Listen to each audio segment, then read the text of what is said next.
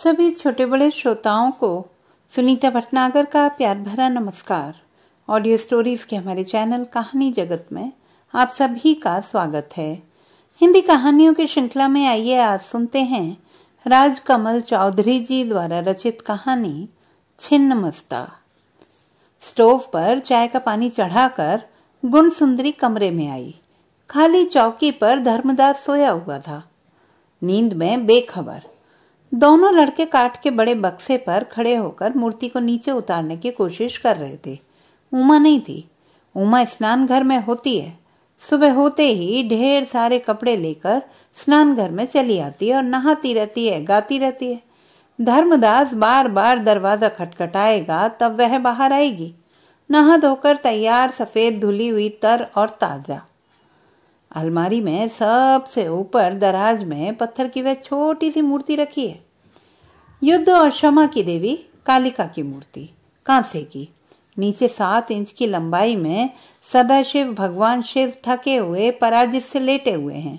ऊपर खड़ी है काली कराल वदनी, एक हाथ में दधीची खड़ग और दूसरे हाथ में शमशान खप्पर, तीसरे हाथ में रक्ताक्त नरमुंड और चौथा हाथ अभय की क्षमा मुद्रा में उठा हुआ। लेकिन खुली अलमारी में नंगे फ्रेम में ऊपर की दराज में खड़ी यह मूर्ति छिन्नमस्ता है। शीश विहीन है यह कालिका मूर्ति। पूरा धड़ कायम है। ऊंचे कंधे और कंधों से लटकी हुई नरमुंड माला कायम है, लेकिन गर्दन से ऊपर का हिस्सा टूट गया है। ज्ञानदास गुणवंती का पति कुम्हरार कुसुमपुर के खंडहर से यह मूर्ति उठा लाया था, चोरी से उठा लाया था।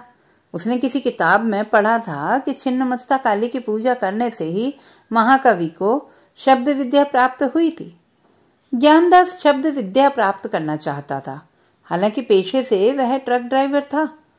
अपनी जमीन रहन में रखकर ज्ञानदास ने टाटा मर्सिडीज की एक ट्रक खरीदी थी और माल असबाब ढोने का काम किया करता था।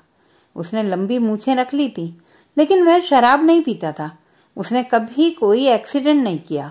वह सीधा साधा आदमी था और गुणवंती को किसी भी शिकायत का मौका नहीं देता था। उन दिनों वह कुम्हरार में मिट्टी ढोने का काम कर रहा था। खंडहर की खुदाई हो रही थी।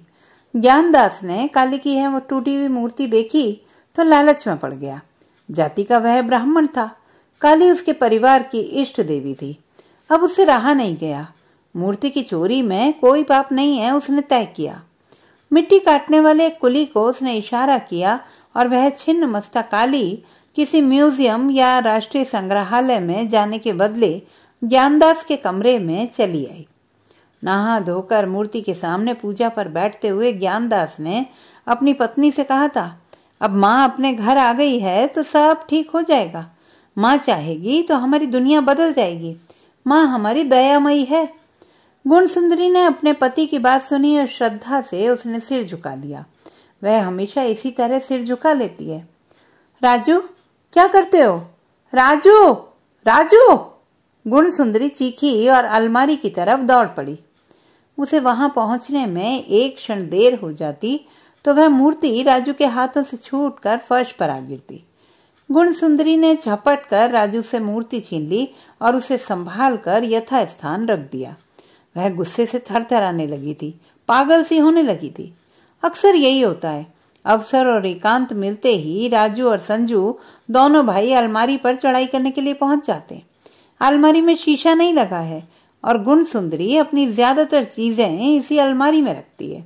पूजा पाठ की चीजें, प्रसाद, दही की हांडी, प्याले, चीनी का बड़ा डिब्बा, अचार के बंद मटके, शंख, रेजगारियां और यह छिन्नमस्ता मूर्ति। यह नंगी अलमारी दोनों बच्चों के आकर्षण का प्रधान केंद्र है। राजू 10 साल का है, संजू 6 साल का। दोनों लड़कों में जरूरत से ज्यादा दोस्ती है और उनकी रग रग में शैतानियां भरी हुई हैं। अपनी माँ से अर्थात उमा से राजू संजू का कोई लगाव नहीं है। धर्मदास से भी नहीं है। धर्मदास 9 बजे सोकर उठता है और 10 बजे अपनी दुकान पर चला जाता है। फिर रात में 11 बजे आता है और 12 बजे तक जरूर सो जाता है। 24 घंटों में कुल 2 घंटे तो वह घर में होता है, बाकी 22 घंटे अपनी दुकान में या नींद में। धर्मदास के पास नींद की कमी नहीं है। रविवार को वह सारा दिन इसी तरह चौकी पर एक किनारे सोया रहता है। जगी रहती हैं दोनों स्त्रियां, ज्ञानदास की स्त्री गुणसुंदरी और छोटे भाई धर्मदास की स्त्री उमा। राजू संजू जगे रहते हैं और सारा दिन उत्पात करते रहते हैं। आंगन में मौलसिरी के छोटे छोटे 2 पेड़ थे। राजू संजू ने दोनों पेड़ काट डाले। रोज एक न एक तस्वीर या प्याले या गिलास दोनों भाई तोड़ डालते। एक बार जी किया तो अलंगनी पर टंगे हुए कपड़ों में राजू ने आग लगा दी थी। उमा की एकमात्र रेशमी साड़ी जल गई। घर में आग लगते लगते बची थी। गुणसुंदरी गुस्से में थर थराने कांपने लगती है, पागल होने लगती है, फिर अचानक थम जाती है। फिर धीमी आवाज में, ताकि धर्मदास की नींद खुल ना जाए, वह कहती है, जाओ राजू जाओ, बाहर जाकर खेलो, भागो चलो यहां से। संजू जाओ भाई, चलो भाई। राजू बड़ा है और ज्यादा बदमाश है। वह इन्हीं 8-10 दिनों में अपनी बड़ी चाची को समझ गया है। बड़ी चाची गुस्सा नहीं करेंगी क्योंकि वह उमा को नाराज करना नहीं चाहती। उमा से बड़ी चाची डरती है। राजू ये बात जानता है और इसीलिए वह गुणसुंदरी से जरा भी नहीं डरता है। बच्चों को अलमारी के पास से हटाकर गुणसुंदरी बगल के छोटे कमरे में चली जाती है। 2 मिनट कहीं बैठकर वह अपने आप को संभालने की कोशिश करेगी कि उसे गश नहीं आ जाए। जब भी गुस्सा आता है और वह उसे दबाने की कोशिश करती है तो ऐसा ही होता है।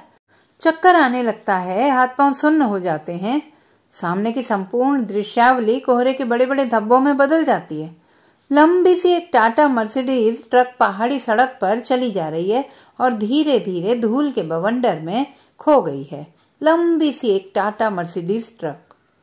ज्ञानदास को गए हुए 5 महीनों से ज्यादा हो गए हैं। अकेले नहीं, ज्ञानदास अपने ट्रक और अपनी सारी जमा पूंजी के साथ चला गया है। अब कभी नहीं लौटेगा। वह धनबाद में है, वहीं ट्रक चलाता है और कोयले की ठेकेदारी भी करता है। खबर पाकर धर्मदास उससे मिलने के लिए धनबाद गया था। गुणसुंदरी दिन रात रोती रहती है, बोलती कुछ नहीं, बिना खाए पिए चुपचाप किसी कोने में पड़ी रहती है। छोटे भाई से यह सारी कहानी सुन लेने के बाद ज्ञानदास ने कहा था, वह जहां भी रहना चाहे, पटना में या अपने मैके चली जाए, मैं उसे 50 रुपए महीना भेजता रहूंगा। गुणसुंदरी को अब मैं अपने साथ ना रखूंगा, मैं उसे अपने साथ रख ही नहीं सकता। धर्मदास ने अपने बड़े भाई को समझाने बुझाने की बहुत कोशिश की, फिर निराश होकर वापस पटना चला गया। उसने अपनी भाभी को बताया, भैया ने बिहार शरीफ की एक मुसलमान औरत को अपने घर में बसा लिया है। रामजस खलासी मुझे समूचा किस्सा बता रहा था। भैया मुझको अपने घर के अंदर नहीं ले गए, खाना पीना भी बाहर ही हुआ, मगर उस औरत की एक झलक मैंने देख ली। सांवली सी है, 25-26 की होगी। उमा और धर्मदास अपने दोनों बच्चों के साथ कुनकुन सिंह लेन के एक गंदे से कमरे में रहते थे। कुल एक कमरा था और रसोई पकाने के लिए नन्ना सा बरामदे का टुकड़ा। बरसात में पूरा बरामदा पानी और कीचड़ से भर जाता था। पड़ोस के लोग भी अच्छी तबीयत के नहीं थे। उमा बरामदे में बैठकर नहाती थी तो बगल के कनाई दत्त बड़ी सुरीली आवाज में रस ले लेकर विद्यापति का एक पद गाने लगता था। कामिनी करे सनाने, हेरत ही हृदय हनय पंचवाने। एक औरत नहा रही है और मेरे कलेजे में कामदेव के 5 बाण एक साथ। एक सुबह अपना सारा सामान अपने ट्रक पर लाद कर हफ्ते भर बाद लौट आने का वादा करके ज्ञानदास चला गया तो गुणसुंदरी अकेली रह गई। 2 कमरों और बड़े से आंगन वाले इस मकान में गुणसुंदरी अकेली रह गई थी। अकेले रहने की उसे आदत थी। सुबह शाम एक नौकरानी आती थी और गुणसुंदरी की जरूरत की सारी चीजें जुटा देती थी। बाहर की इतनी बड़ी दुनिया और अपने आंगन की पुरानी 4 दीवारी में बंधी हुई गुणसुंदरी के बीच यह नौकरानी संपर्क और विनिमय का एकमात्र अवशिष्ट सूत्र थी। ज्ञानदास को गए हुए 2 हफ्ते बीत गए थे। तब धनबाद से ज्ञानदास ने अपने एक दोस्त के मार्फत गुणसुंदरी को सूचना भेजी कि वह किसी के साथ अपने मायके चली जाए। ज्ञानदास के दोस्त ने 100 रुपए का एक बड़ा सा नोट गुणसुंदरी के हाथ में रख दिया और कहा, ज्ञानदास ने भेजा है, कहा है आप अपने गांव चली जाइए। गुणसुंदरी 100 रुपए का वह नोट हाथ में थामे उसी तरह चुपचाप फर्श पर बैठी रह गई, अपने घर के दरवाजे के पास। ज्ञानदास का दोस्त कब वापस चला गया, कब शाम हुई, कब बरामदे में कमरे में अंधेरा और धुआं धुआं सा फैलने लगा, उसे कुछ पता नहीं। थोड़ी देर बेहोश रहने के बाद वह उठ खड़ी हुई थी। कमरे के अंदर आकर उसने 100 रुपए का वह नोट छिन्न मस्ता मूर्ति के पास पड़े सिगरेट के खाली टिन में डाल दिया था। गुणसुंदरी इसी टिन में अपने सारे पैसे रखती है। दूसरे दिन सुबह में उसने नौकरानी को कुनकुन सिंह लेन भेजा था। शाम को उमा और धर्मदास उसके घर आए। गुणसुंदरी ने उमा को सारा किस्सा बताया और किस्सा बताकर चुप हो गई। रोई नहीं, रो रोकर बेहोश भी नहीं हुई, मगर थरथराते स्वर में उसने कहा, मैं अपना यह काला मुंह और खाली गोद लेकर मैके नहीं जाऊंगी, यहीं पटने में रहूंगी। अब तुम लोग जो कहो। धर्मदास धनबाद जाकर अपने बड़े भाई से मिल आया। उस मुसलमान औरत की एक झलक भी उसने देख ली जो अपना घर बार तोड़कर ज्ञानदास ट्रक ड्राइवर के साथ भाग आई है। उमा ने गुणसुंदरी से कहा, ऐसा करते हैं कि हम लोग कुनकुन सिंह लेन वाला कमरा छोड़कर यहीं इसी घर में चले आते हैं। वे लोग इसी घर में चले आए। गुणसुंदरी यहाँ अकेली कैसे रहती? धर्मदास ज्ञानदास का सगा छोटा भाई था, लेकिन उसी का विवाह पहले हुआ था। उमा पहले आई, बहुत बाद में आई गुणसुंदरी, जबकि ज्ञानदास ने धर्मदास और उमा से लड़ाई झगड़ा करके उन्हें अपने मकान से निकाल दिया था और वे लोग कुनकुन सिंह लेन में जाकर रहने लगे थे। दरअसल ज्ञानदास किसी भी दूसरे व्यक्ति के साथ, दूसरे व्यक्ति के परिवार के साथ एक मकान में रहने लायक आदमी था ही नहीं, ना तो उतना सभ्य और ना ही उतना सहनशील। वह सिगरेट शराब नहीं करता था, लेकिन वाणी और व्यवहार की सारी अश्लीलताएं और आजादी उसमें थी। अपने घर की दीवारों के अंदर ज्ञानदास नंगा रहता था और गुणसुंदरी के सिवा दूसरी कोई स्त्री उसके आचार विचार का नंगापन बर्दाश्त नहीं कर सकती थी। गुणसुंदरी नहीं आई थी तो उमा ही इस घर की मालकिन थी। धर्मदास सुबह 10 बजे अपने दुकान चला जाता था और बड़ा भाई ज्ञानदास अपने दोस्तों के साथ बैठकर बाहर सहन में ताश खेलता रहता था सारा दिन। उन दिनों उसका कारोबार रात के वक्त का कारोबार था, ट्रक नहीं आया था। उमा को अब भी उन दिनों की एक एक छोटी से छोटी बात याद है। ज्ञानदास आंगन की धूप में बैठा हुआ घंटों नहाता रहता था और उमा बाल्टी के बाद बाल्टी पानी नल से भरकर लाती रहती थी। धूप में ज्ञानदास की पीठ में रोए की धारियां चमकती हैं। सोने की बड़ी चट्टान जैसी उसकी पीठ, कुंदन जैसा उसका अंग, उसकी मजबूत और बेदाग काठी। ज्ञानदास ने मूछें रख ली थी। 3 पाव चावल और लगभग उतना ही मांस वह अकेले खा जाता था। अक्सर आधा पेट खाकर सारा दिन काट देती थी उमा। लेकिन एक दिन सुबह सुबह ज्ञानदास ने अपने छोटे भाई को पास बुलाकर कहा था, तुम लोग कहीं और डेरा डंडा खोज लो, यहाँ हमारे साथ निभा नहीं होगा। मैं निठल्ला आदमी हूँ, मेरे साथी सहवासी लोग भी लोफर टाइप के हैं। हम लोग ट्रक चलाते हैं और जिंदगी की, कानून की, धर्म नियम की कोई परवाह नहीं करते। कहीं कोई भूल चूक हो गई तो? खैर, ये सब बातें जाने दो और भाई जहां तक हो जितनी जल्दी हो सके। बेगूसराय मुंगेर के जयलक्ष्मी भोजनालय के मालिक व्योमकेश झा की बेटी गुणसुंदरी को ब्याह करके ज्ञानदास पटना ले आया तो उमा अपने बड़े बच्चे राजू के साथ उसे देखने आई थी। गुणसुंदरी उम्र में उससे छोटी नहीं है, बेवकूफ भी नहीं है, कम बोलती है, लेकिन जो कुछ भी बोलती है उसमें अर्थ होता है। उमा ने पहली ही मुलाकात में पूछा था, इतने बड़े घर में अकेली कैसे रहोगी दीदी? मैं यहाँ रह चुकी हूँ, अकेले रहने लायक नहीं है यह मोहल्ला। गुणसुंदरी उसकी बात समझ गई थी, मुस्कुराने लगी थी। उमा के कान के पास मुंह ले जाकर उसने कह दिया था, अकेली क्यों रहूंगी बहन, तुम्हारे भासुर है ना, मुझे 80 कोस से उठाकर यहाँ ले आए हैं, वे भी तो मेरे साथ रहेंगे। यह उत्तर सुनकर उमा के होंठ सख्त हो गए थे। वह समझ गई थी कि कसे हुए शरीर की यह बुलंद औरत गुणसुंदरी उसके भासुर को वाकई बांध लेगी। ताकत है इस औरत में, बुद्धि भी है। उमा ने गलत समझा था, उमा ने गुणसुंदरी को गलत समझा था। ज्ञानदास फूल और बेलपत्रों का दोना हाथ में उठाए छिन्न मस्ता काली की मूर्ति के सामने खड़ा था। जयंती मंगला काली, भद्रकाली, कृपालिनी दुर्गे, क्षमा शिवाधात्री स्वाहा। गुणसुंदरी तुरंत नहा कर आई है और बाल खोले हुए नंदलाल बोस की सगे स्नाता दिखती हुई दरवाजे के फ्रेम में खड़ी है। हजारीबाग की दिबौर घाटी में एक किनारे अपना ट्रक रोककर ज्ञानदास अपनी सीट से कूदकर नीचे उतरता है। पत्थर की एक बड़ी सी चट्टान पर एक चाय खाना है जिसमें शाम के बाद चावल की बनी कच्ची शराब और पत्थर की बड़ी चट्टान जैसी आदिवासी औरतें बिकती हैं। ज्ञानदास जब भी इधर आता है अंधेरा होने पर इसी चाय खाने के सामने अपनी ट्रक रोकता है और पुकारता है, अहमद मियाँ अब उतरो नीचे। अहमद मियाँ दौड़कर एक लंबी बेंच उठा लाता है। चाय खाने में हलचल मच गई है। चट्टान के पीछे जंगल के अंधेरे में आदिवासी औरतें हंडिया शराब पीती हैं और हंसती हैं।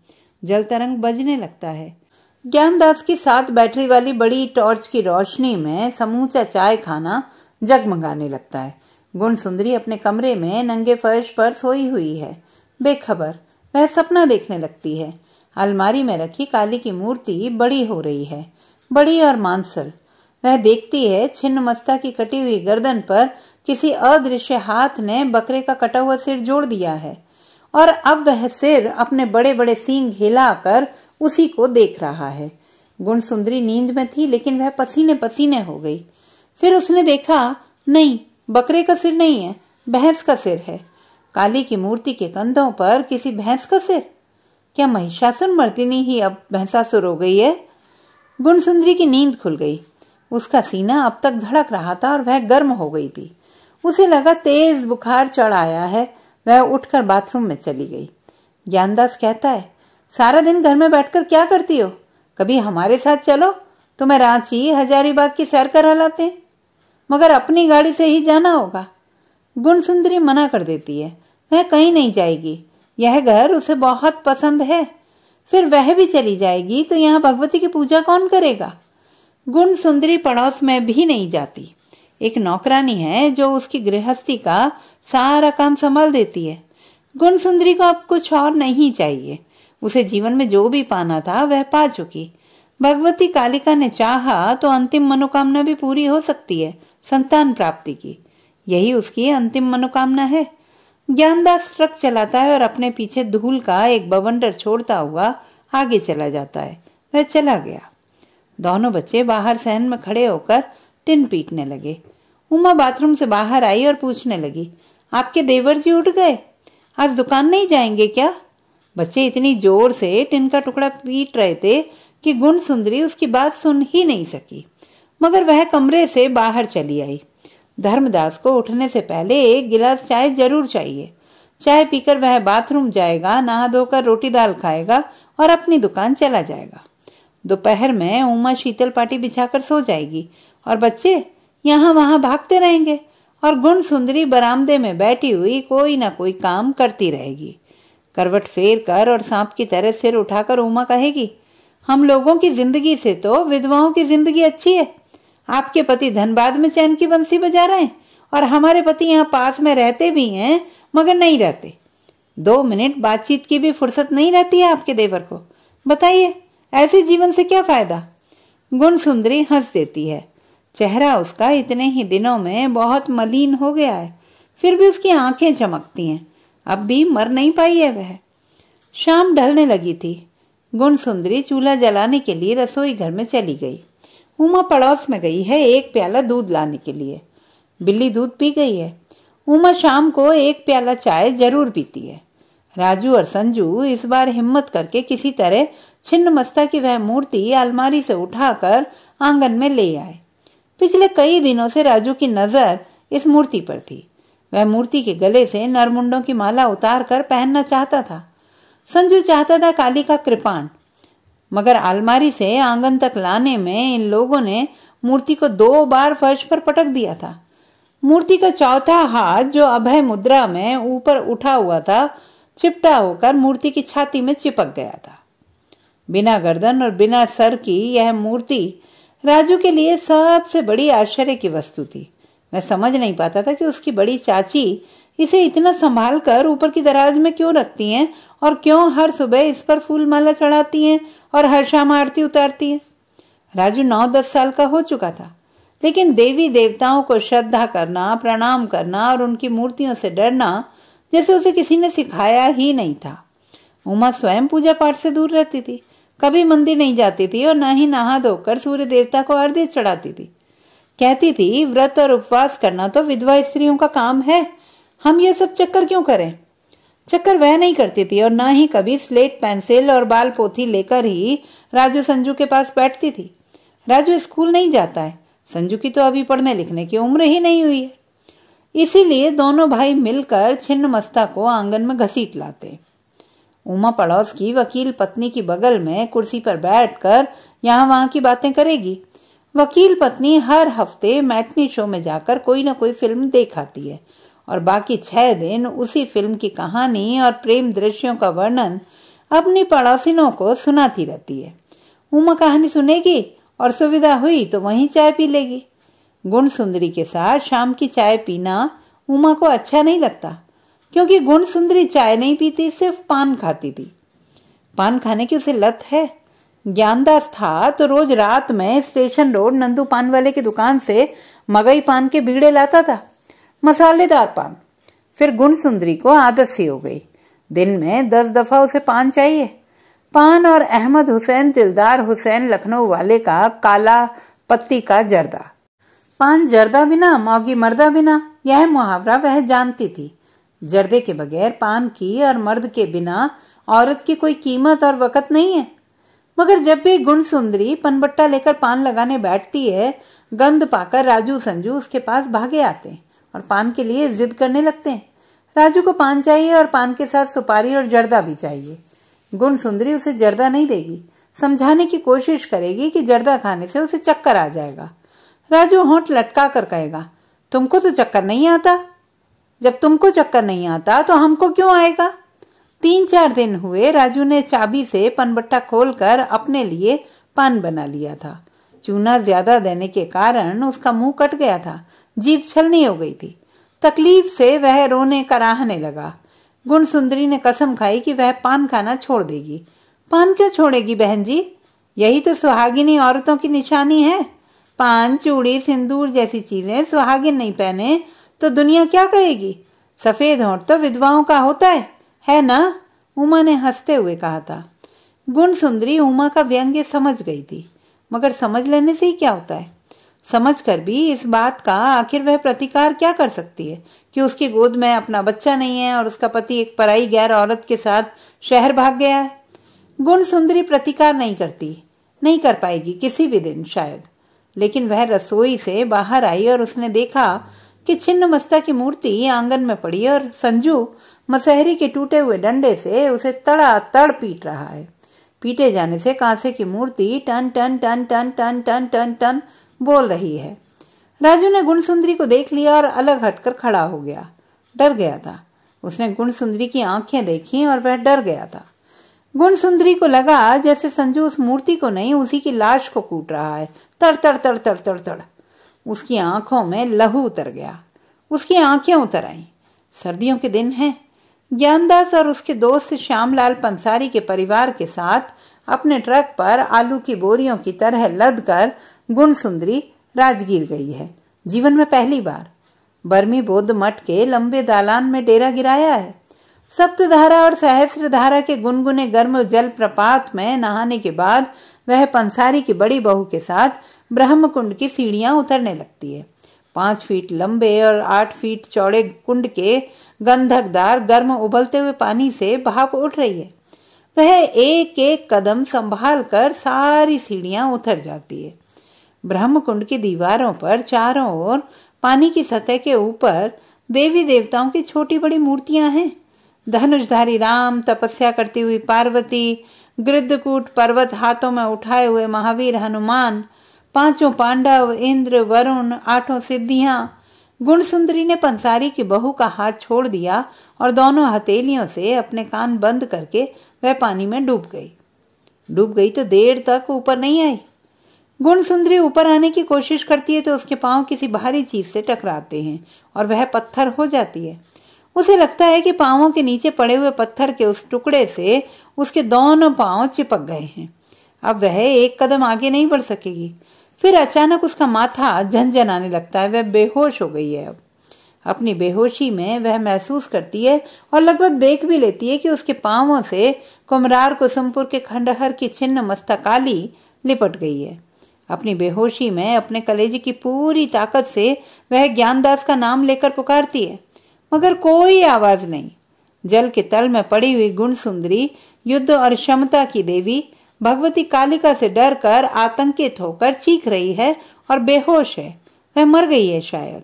नहीं, वह मरी नहीं है। ज्ञानदास और श्यामलाल पंसारी ने मिलकर उसे ऊपर खींच लिया है। उसे बाहर निकालकर घाट की सीढ़ियों पर ले आए हैं। गुण सुंदरी बेहोश है, उसके मुंह से नीला फेन निकल रहा है। एक पंडा आकर कहता है, दुर्बल स्त्रियों को ऐसा हो जाता है, कोई बात नहीं, ऊपर हवा में ले आइए, किसी पेड़ की छांव में, ठंडी हवा लगेगी तो झट होश आ जाएगा। लेकिन गुण सुंदरी दुर्बल स्त्री तो नहीं है, वह दिल की मजबूत और धीरज रखने वाली स्त्री है। जब उसे होश आता है तो पहला सवाल वह ज्ञानदास से यही करती है, तुम मुझे इसी क्षण पटना पहुंचा दो, वहां भगवती भूखी है। मैं कितनी मूर्ख हूं कि उनको फूल पान चढ़ाए बगैर यहाँ चली आई। ज्ञानदास देर नहीं करता, जल्दी जल्दी कपड़े बदलकर वह गुणसुंदरी को ट्रक में अपनी बगल की सीट पर बिठाता है और श्यामलाल से वादा करता है कि वह 4 घंटे बाद हाजिर हो जाएगा। ज्ञानदास जानता है कि छिन्न मस्ता की पूजा आवश्यक है। वह प्रसन्न हो गई तो मनचाहा काम कर देगी। वह जो चाहे कर सकती है। छिन्न मस्ता के सिर नहीं है तो क्या हुआ, उसकी 4 बाहें हैं। वह खड़ग, मुंड, खप्पर और अभय मुद्रा धारण करती है। वह चाहेगी तो। गुणसुंदरी को छिन्नमस्ता के सामने खड़े होकर अपने इष्ट मंत्र का जप करने में शांति मिलती है। वह भूल जाती है अपना सारा दुख। उसे लगता है कि वह स्वयं काली की वह खंडित मूर्ति है, उसका सिर काटकर इस मूर्ति में लगा दिया जाए तो बुरी बात नहीं होगी। आदमी इसी तरह अपने आप को किसी न किसी मूर्ति या किसी न किसी जानवर, चिड़िया, पेड़, पौधे और किताब में स्थापित करता है। वह बंदर और कुत्तों के धड़ में अपना सिर जोड़कर जंगलों में, अंधेरी गलियों में भटकता रहता है। गुण सुंदरी ने यह समझ लिया कि वैसे दरअसल उसका अपना कोई चेहरा ही नहीं है, सिर नहीं है और वह छिन्न मस्ता काली हो गई है। गुण सुंदरी लड़खड़ाती हुई आंगन में चली आई, मूर्ति के पास आकर खड़ी हो गई। संजू ने अपना डंडा आंगन में फेंक दिया और घर से बाहर भागने लगा, चीखता हुआ, अपनी माँ का नाम पुकारता हुआ। वह बाहर भाग गया। राजू खड़ा था, वहीं खड़ा रहा। गुण सुंदरी पथरीली निगाहों से उसी की तरफ ताक रही थी। शायद अगले मिनट राजू का गला दबोच लेगी और उसे अपने दांतों और पंजों से नोचकर चिथड़े चिथड़े कर देगी। ठीक इसी वक्त उमा वापस चली आई। वकील पत्नी अभी तक मैटनी शो देखकर लौटी नहीं है। उमा के हाथ में दूध का प्याला था और वह अपनी बाहों में संजू को संभाले हुए थी। अंदर के बरामदे में पांव रखते ही वह सारा तमाशा समझ गई। उमा बोली कुछ नहीं, लेकिन संजू को गोद से उतार कर वह आंगन में चली गई और राजू के बगल में जाकर खड़ी हो गई। गुणसुंदरी ने निगाहें उठाकर उमा की ओर देखा और बेहद सूखी हंसी में अपने होंठ लपेटते हुए उसने कहा, कल सुबह इस मूर्ति को गंगा नदी में बहा आऊंगी। लाओ दूध का प्याला लाओ बहना, मैं चाय बना देती हूँ। आज 1 प्याला चाय मैं भी पीऊंगी। धनबाद स्टेशन पर ट्रेन से उतरने के बाद गुणसुंदरी अपने देवर धर्मदास के साथ प्लेटफॉर्म से बाहर आई और बोली, मुझे सीधे उनके घर ले चलो, मैं सीधे घर जाऊंगी और कहीं नहीं। इतना कहकर उसने अपना घूंघट खींच लिया। धर्मदास एक रिक्शा बुलाने लगा। धूप उग आई थी। तो दोस्तों, ये थी हमारी आज की कहानी। आपको कैसी लगी कमेंट बॉक्स में लिखना ना भूलें। चैनल को सब्सक्राइब करें, लाइक करें और मित्रों के साथ शेयर करें।